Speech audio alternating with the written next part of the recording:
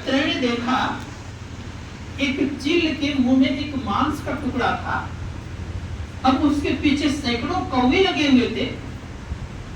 उसने सोचा कि क्यों कौवा लगा है, कौवा पीछे पड़े हुए और चील भाग रहा है। अब सैकड़ों कौवे ने क्या करेगा वो। अंत में उस चील ने क्या कि मांस के टुकड़े को जो ही गिरा दिया, सारे कौवे चले गए कहां, मांस के टुकड़े पर, और बेचारे बिल्कुल सुरक्षित हो गए। तो वही कहा विरति क्या है, चर्म है, अर्थात आप त्यागी बनेंगे, आपका ढाल वाला काम करेगा। और आप त्यागी नहीं है, संग्रही है, तो कोई संसार में आपको देखने वाला भी नहीं। संत महात्मा कहते हैं त्याग में बड़ा ही गुण, इसलिए भगवान श्री राम की वाणी है। विरति क्या है, चर्म, संतोष कृपाणा, अर्थात वैराग ढाल है, और संतोष क्या है, संतोष कृपाण है। संत महात्मा तलवार है। कैसा तलवार हुआ है, आपके पास संतोष है तो बड़ा से बड़ा आप चीजों को ठुकरा सकते हैं और आप उससे बच सकते हैं, रक्षा आपके लिए। उदाहरण देख लीजिए आप,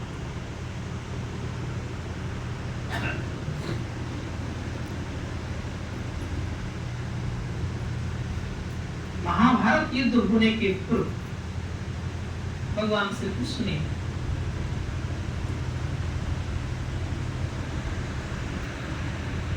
पांडवों से कहा कि एक बार मैं शांति दूत बन करके जाता हूं और मैं जो मांग करूंगा तुम लोग स्वीकार कर लोगे ना।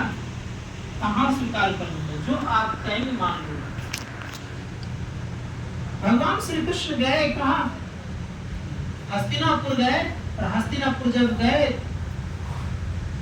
उनके स्वागत में भीष्म पितामह, द्रोणाचार्य और कृपाचार्य गए। ये सब जब गए, स्वागत हुआ, फिर विश्राम करने का जगह दिया गया, लेकिन कहा मुझे विश्राम करने विदुर किया जाना है, क्योंकि विदुर महात्मा है। वहां चले गए। वहां जाने के बाद जब यहाँ आए तो 5 ही गांव मांगे, 5 भाई के। अगर यह 5 गांव दुर्योधन दे देता तो शायद युद्ध नहीं होता। जहां इंद्रप्रस्थ के वो राजा थे और उसके बदले में मात्र क्या मांग रहा है, 5 गांव। ठीक है, वो इंद्रप्रस्थ को रख ले, केवल 5 गांव दे दे। अगर 5 गांव दे देता, संतोष कर लेता दुर्योधन, तो संतोष करने पर दुर्योधन का बाल बाका नहीं होता, उनकी रक्षा हो जाती। लेकिन संतोष नहीं किया, परिणाम ये हो गया उन पर तलवार चल गया। और ऐसा तलवार चला कि कहीं के नहीं संसार में।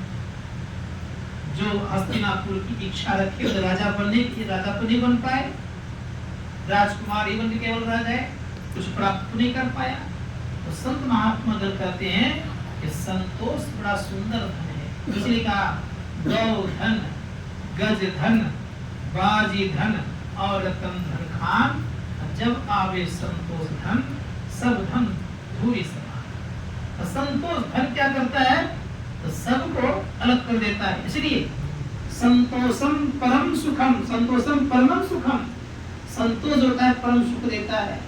हम लोग को संतोष चाहिए। असंतोष कैसे आएगा, जो व्यक्ति ईश्वर का भजन करेगा उन्हीं को संतोष आएगा। संतोष कब आता है, भगवान श्री राम कहते हैं सातम सम मोहि जग देखा, मोते अधिक संत कर देखा। जब सात्विक भक्ति में निपुण हो जाता है बंदा, ये कोई व्यक्ति, तब उनको क्या होता है, आठम जथा लाभ संतोषा, असपन नहीं देखने पर दोषा, दूसरे पे दोष नहीं देखता है। संत महात्मा ने कहा कि ऐसी स्थिति को प्राप्त क्या करना पड़ेगा, तो कहा इसके लिए हम लोगों को भक्ति करनी पड़ेगी। भक्ति बिना कोई व्यक्ति संसार सागर से पार नहीं हो सकता, ना ही मन को प्राप्त कर सकता है। इसलिए संतों ने कहा प्राप्त करना अगर चाहते हैं मन को, तो भक्ति करना प्रारंभ कीजिए। अब आगे कह रहे हैं गोस्वामी जी महाराज लिखते हैं आगे क्या है, तो कहा कि दान है, दान परशु, परशु का काम, परशु मतलब फरसा, फरसा काम दान करता है। दान बड़ा सुंदर चीज है। भगवान बुद्ध ने कहा सब दानों में उत्तम दान धर्म का दान। फिर उन्होंने कहा कलयुग में दान की बड़ी प्रधानता है। दान से क्या क्या होता है? संतों ने कहा दान से बहुत कुछ होता है, इसलिए दान करने की प्रवृत्ति जगाना चाहिए। क्या कहा? दान परशु बुद्धि शक्ति शक्ति प्रचंडा, और आगे क्या कहा? बर विज्ञान कठिन को दंडा। दो शब्द आया है इसमें। क्या आया? दान परशु काम करता है। उदाहरण देता हूं आपको।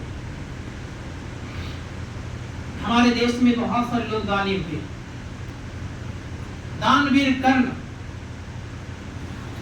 और दान के आधार पर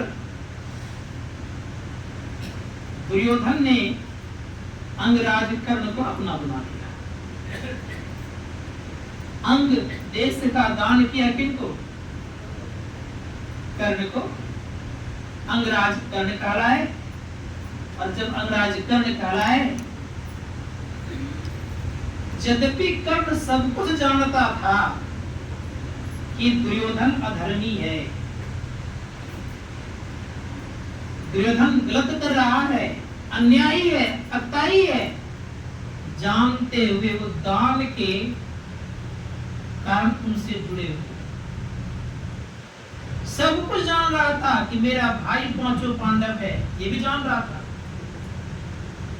ये भी जान रहा था कि मेरी मां कुंती है, ये जान रहा था।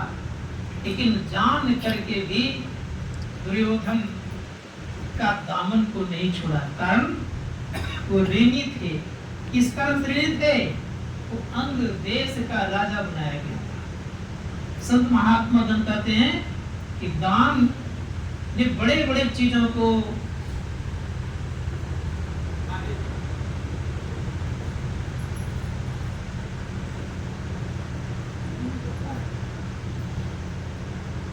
बड़े बड़े चीजों को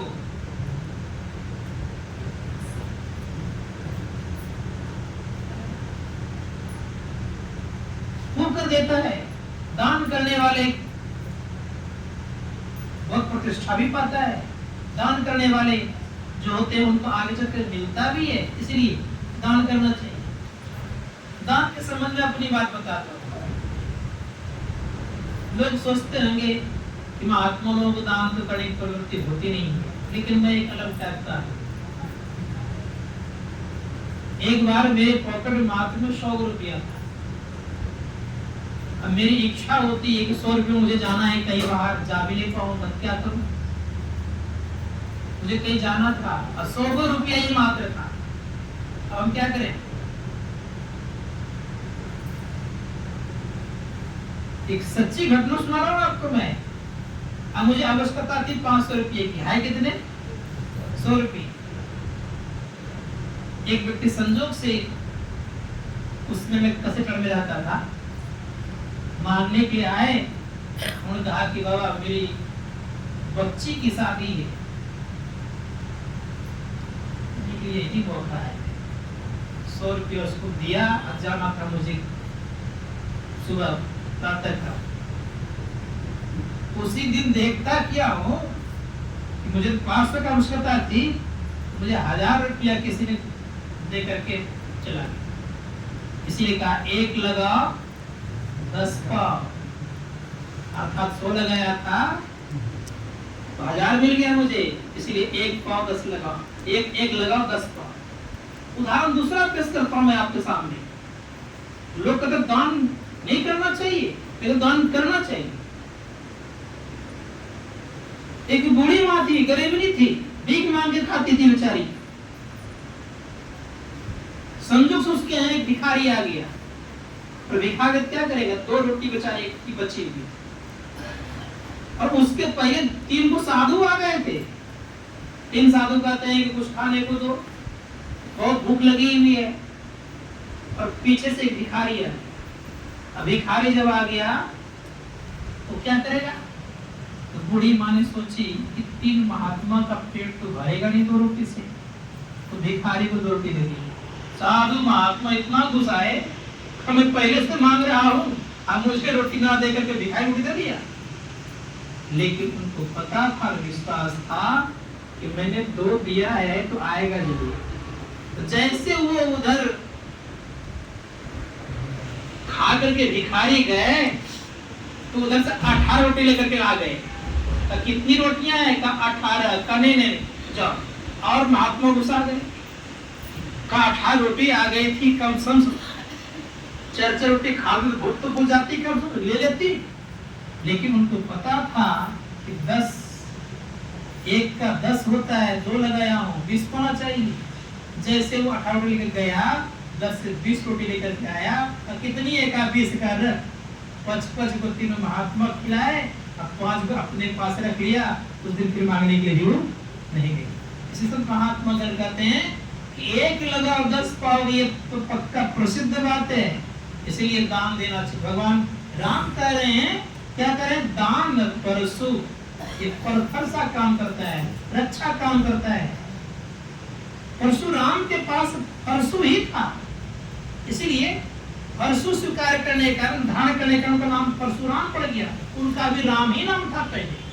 तो संत महात्मा जन कहते हैं, दान परशु बुद्धि शक्ति प्रचंडा। जिनके पास बुद्धि होती है ना, वो बड़े ही शक्तिशाली होते हैं। जिनके पास बुद्धि नहीं होती है तो शक्तिशाली नहीं होते हैं, याद रखिएगा। बुद्धि का कमाल थोड़ा बताता हूँ। देवताओं बड़ा फिट होता है। एक बार देव और दानव दोनों समुद्र मंथन करने के लिए चल पड़े। तो दानव ने कहा, देखिए हमारी इच्छा ये है कि हम पूंछ के तरफ लगेंगे। भगवान विष्णु को चिंता हो गई कि अगर पूंछ के तरफ लग गया दानव, तो दानव तो देखने में सुंदर है ही अभी, और देवता भी सुंदर है।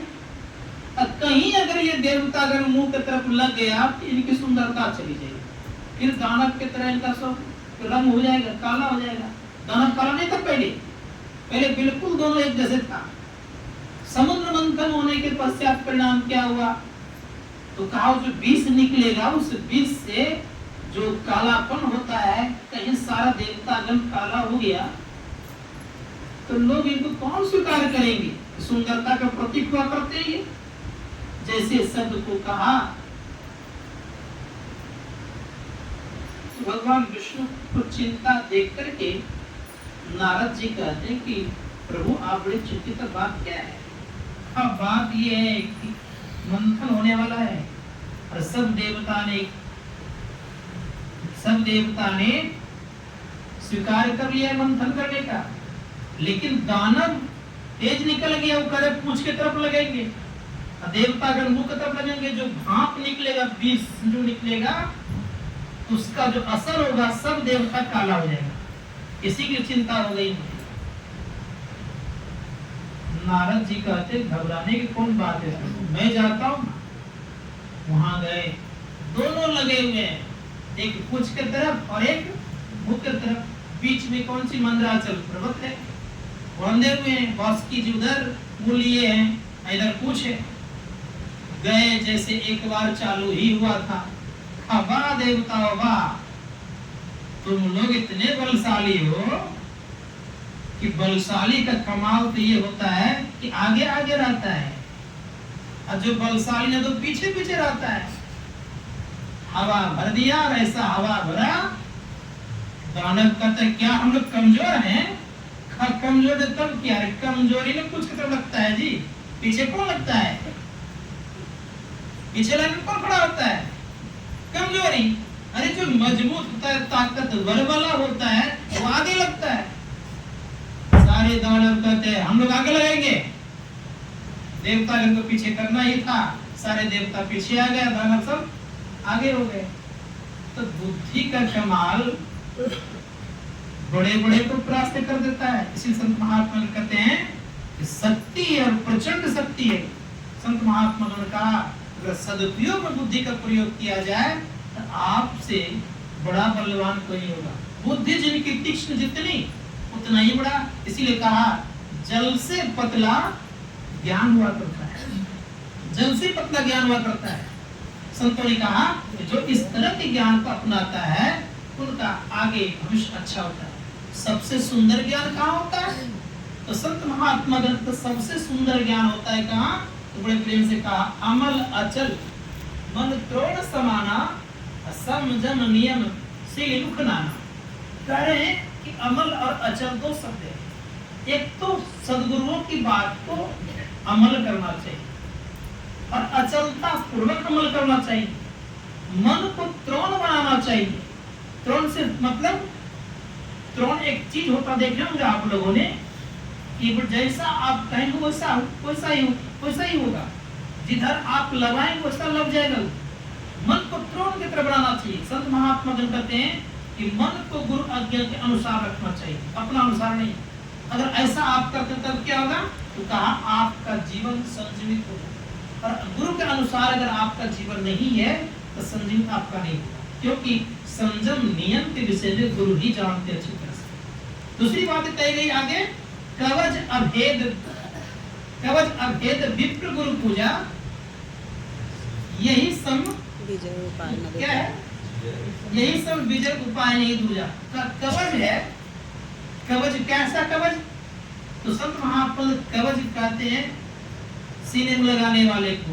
देखते हैं आज भी कवच का प्रयोग लोग करते हैं। सिकंदर का कवच सोने का था और उनके जो सेनापति उनके कवच के लोहे के। तो कवच रक्षा करता है। तो कौन सा कवच हो गया? कवच अभेद विप्र गुरु पूजा। विप्र कौन? तो संत चरणदास जी महाराज ने कहा है, ब्राह्मण सोई जो ब्रह्म को जाने। ब्रह्म को जानने वाले ब्राह्मण होता है। दया जनो हृदय में रखे। दया जनो हृदय में रखते हैं और सत्य असत्य कभी बोलते नहीं, सत्य को भाष्य सत्य को स्वीकार करे। बड़ी लंबी पंक्ति है। तो कहा कि जो ऐसे व्यक्ति होते हैं ब्रह्म को जानने वाले वो ब्राह्मण होते हैं। दूसरी बात, वो दया रूपी जनों को हृदय में रखते हैं। और तीसरी बात क्या कही गई? तीसरी बात ये कही गई कि उनके मुख से केवल सत्य ही निकलता, असत्य निकलता नहीं है। इसलिए संत महात्मा कहते हैं कि जो व्यक्ति उस अवधि तक पहुंचते हैं सदैव याद रखिए उनकी वाणी ब्रह्म हो जाती है। सिर्फ ब्राह्मण शब्द का गया। बड़ा सुंदर व्याख्या किया भगवान शंकराचार्य ने। भगवान शंकराचार्य ने कहा ब्राह्मण पर तो सबसे बड़ा कौन?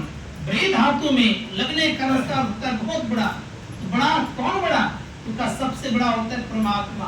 उन परमात्मा को जो प्राप्त कर लिया है वो सबसे बड़ा कहलाता है। इसलिए परमात्मा को जब तक प्राप्त नहीं किए हैं तब तक हम बड़ा नहीं हो सकते। तो कह रहे हैं कि कवच अभेद विप्र गुरु की पूजा, ये क्या है? तो कवच है गुरुओं की पूजा करना और संत की पूजा करना, ब्राह्मणों की पूजा करना, ये क्या है? कवच है। इसकी पूजा करेंगे क्या होगा? कि आपको विजय प्राप्त करने में सहायता होगी। संतों ने कहा कि ऐसी स्थिति प्राप्त करने के लिए हम लोगों को चलना चाहिए। अब गुरु का क्या है? संतों ने कहा जो गुरु की पूजा करते हैं गुरु के पास एक विशेष कवच हुआ करता है। ये जो हम लोग मंत्र जपते हैं, सबको सुनिएगा, ये जो हम लोग मंत्र जपते हैं ये पक्का सुरक्षा कवच है। इस कवच को जो स्वीकार करता है तुमके बड़े बड़े काम बनते हैं।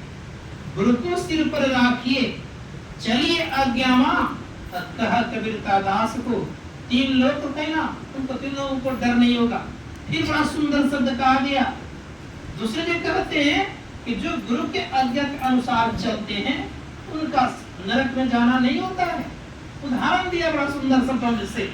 कहा गया कि सोना काई ना लगे, लोहा खाए ना घुन, और गुरु के चिताए मानवा कबहू नरक नहीं जाए। वो कबहू नरक नहीं जाता है। इसलिए गुरु की पूजा करनी चाहिए, विप्र की पूजा करनी चाहिए और संतों की पूजा करनी चाहिए। गुरु माँ ने क्या किया है? गुरु माँ ने सबसे पहले ईश्वर की स्तुति गाने के लिए कहा, फिर संत की स्तुति गाने के लिए कहा, फिर गुरु की स्तुति गाने के लिए कहा। इसलिए तीनों की बड़ी आवश्यकता है। एक बार परम पूज्य गुरुदेव कल खुदिया में सत्संग कर रहे थे। जगह इतना सुंदर नहीं था। उनके साथ में शिष्यगण रहते थे।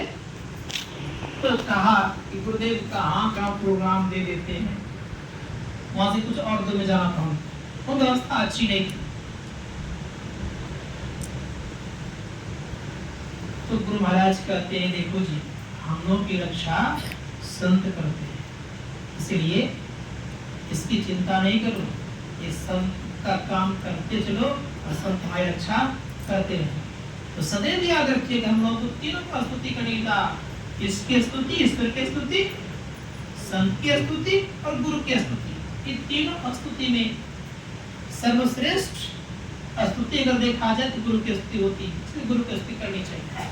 संतों ने कहा गुरु की भक्ति करनी चाहिए, भक्ति करना तो गुरु की करना, भेदभाव गुरु से लेना, अगर कुछ लेना है तो गुरु से लेने की इच्छा रखनी चाहिए, हम लोग को प्रयास करके करना चाहिए। गुरु हम लोग क्या बताते हैं, एक मंत्र का जप बताते हैं, एक रूप का ध्यान बताते हैं।